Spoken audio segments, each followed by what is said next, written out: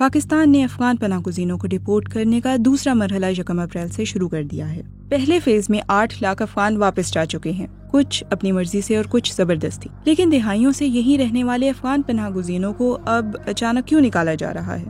Analysts کے مطابق اس ڈپورٹیشن کی 3 ممکنہ وجوہات ہو سکتی ہیں۔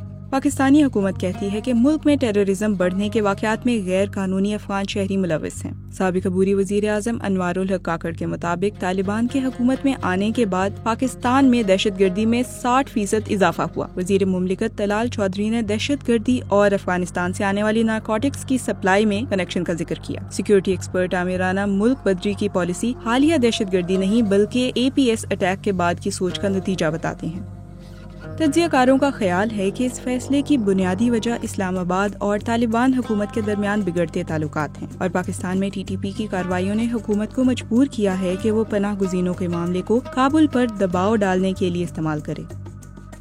بہت سے افغان لوگوں کا خیال ہے کہ انٹرنیشنل ایڈ میں کمی کی وجہ سے پاکستان پناہ گزینوں کو نکال رہا ہے۔ UNHCR کی امداد میں 2022 اور 2023 میں ڈونرز کی جانب سے واضح کمی ہوئی۔ نتیجے میں 2023 میں پاکستان کو افغان پناہ گزینوں کے لیے دی جانے والی فنڈنگ میں 50% کمی کر دی گئی۔